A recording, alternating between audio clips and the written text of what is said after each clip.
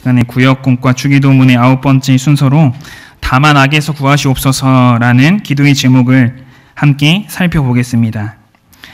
기억을 조금 더듬어서요. 지난주에 배웠던 내용을 잠시 생각해 보시면 지난주에 우리가 함께 나누었던 간구의 내용은 우리를 시험에 들게 하지 마옵시고라고 하는 간구의 내용이었습니다.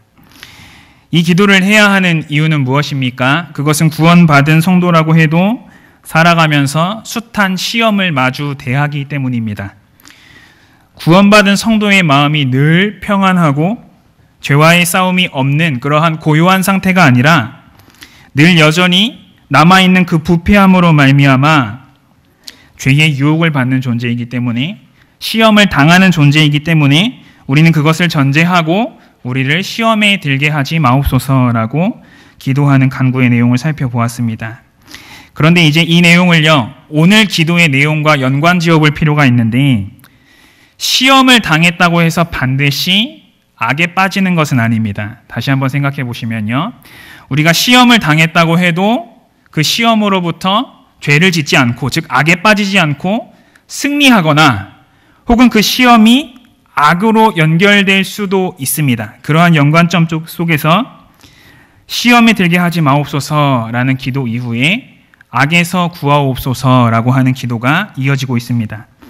그러므로 이 기도는 우리가 시험은 당할지라도 악으로는 미끄러지지 않도록 간구하는 기도이고, 또한 어떤 경우에 악에 빠졌을 경우에, 즉 시험이 죄로 연결됐을 때, 악으로 연결됐을 때 그것으로부터 구원해 달라는 요청의 의미로서 악에서 구하시옵소서라고 하는 기도를 주님 앞에 드리게 됩니다.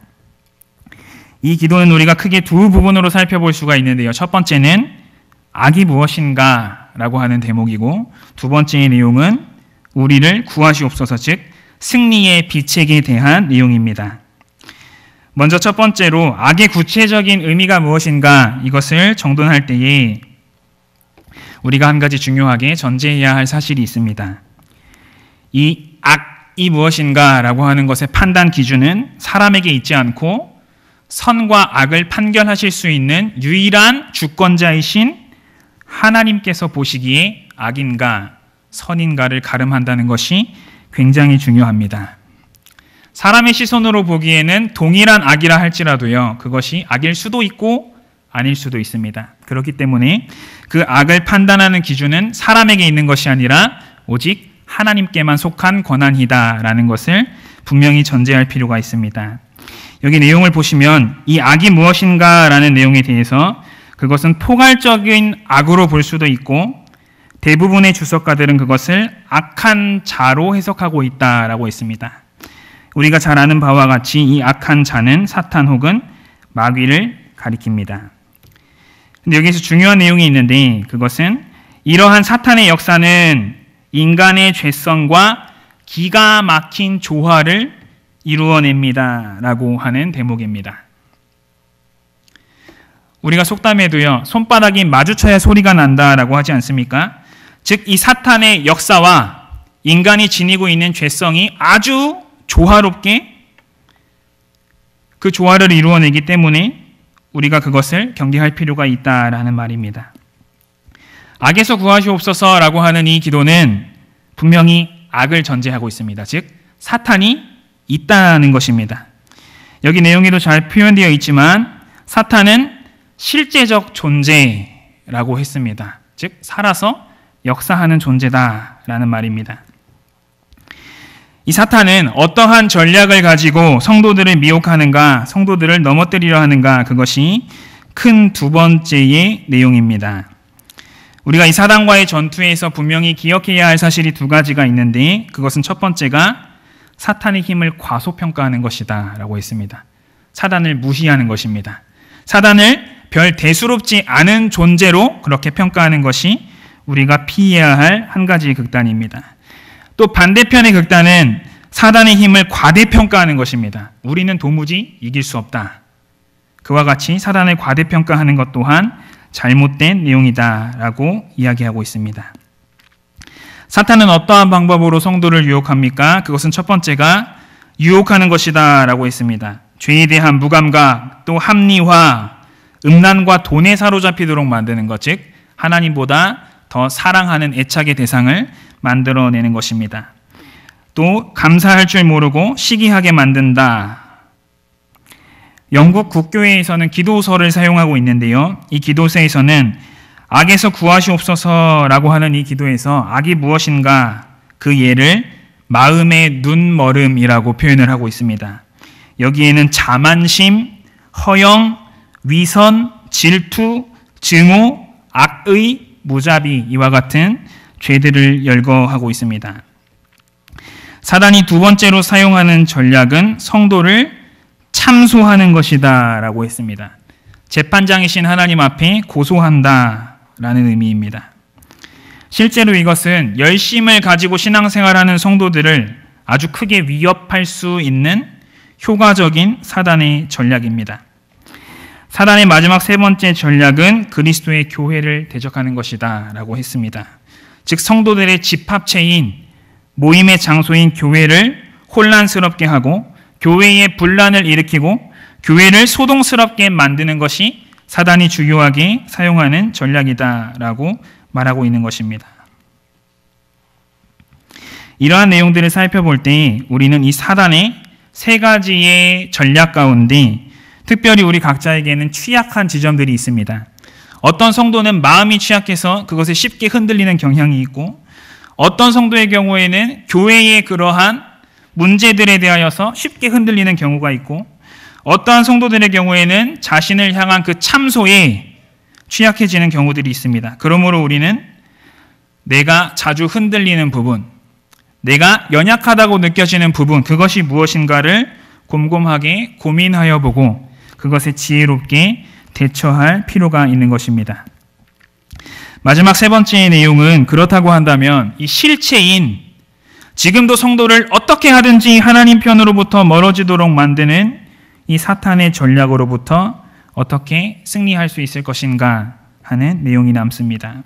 그것은 유일한 방책인 그리스도의 구원에 의지하는 것이다. 그리고 그 구원에 의지하여서 영적인 싸움을 싸우는 것이다 라고 했습니다. 우리가 이 사단과의 끝없는 전투를 치르면서도요 끝없이 기억해야 할 사실은 중간 부분에 참 멋있는 표현이 등장하는데요. 우리는 영원히 완전히 안전하다는 것입니다. 그리고 마지막 내용에도 때론 전투에서 질지라도 전쟁의 승리는 이미 영원한 신자들의 것입니다 라고 했습니다. 즉 우리가 죄와의 싸움에서 때로는 패배하고 때로는 넘어지고 때로는 실패하지만 우리는 최후의 전쟁에 있어서 이미 승리를 확보한 자들이다 라는 의미입니다. 그 이유는 다름 아닌 그리스도의 승리 때문에 그 승리의 부전승으로 포함된 우리의 신분 때문에 우리는 이미 이긴 싸움을 싸우고 있다라고 증언을 하고 있습니다. 사단과의 싸움에서 승리할 수 있는 비결은요, 나 자신을 엎드려서 낮추는 데에 있습니다. 내가 사단과 맞서서 내 힘으로, 내 능력으로, 내 지혜로 그것을 이겨보겠다고 덤빌 경우에 우리는 백전백패할 것입니다. 그러나 그 가운데에 사단의 그러한 역사를 인정하고 나 스스로를 엎드려서 낮출 때 나는 할 수 없으니 주님이 도우셔서 나를 이 전투로부터 승리하게 하옵소서라고 주님을 의지하는 성도는 반드시 그 싸움에서 넉넉히 승리하는 유익을 누릴 수 있을 것입니다. 오늘의 기도를 정돈한다면 악에서 구하시옵소서라고 하는 이 내용은 악을 먼저 전제한 기도입니다. 그리고 그 사단의 세 가지의 전략도 이해하는 기도입니다.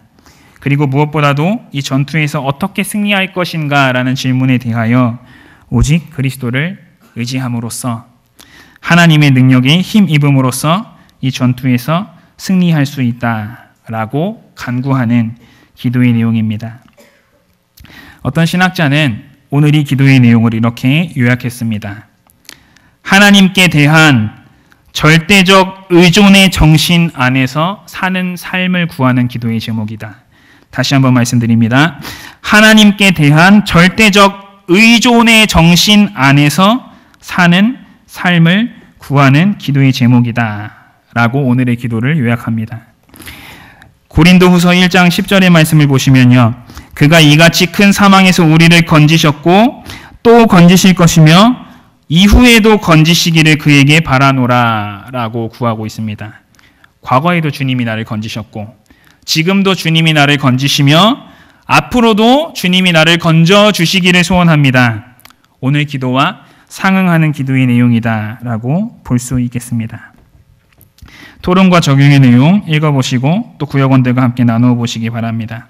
교회를 위한 기도의 제목으로 추수감사주의를 위한 기도의 제목, 하반기 23명의 학습 세례 입교자들을 위해서, 또 내일 진행될 대학 수학 능력 시험에 응시하는 모든 경영의 자녀들을 위해서, 그리고 금주 토요일과 주일에 진행되는 중고등부 또 대학부 SFC 행사를 위해서 구역원들과 함께 기도해 주시면 되겠습니다. 기도하겠습니다.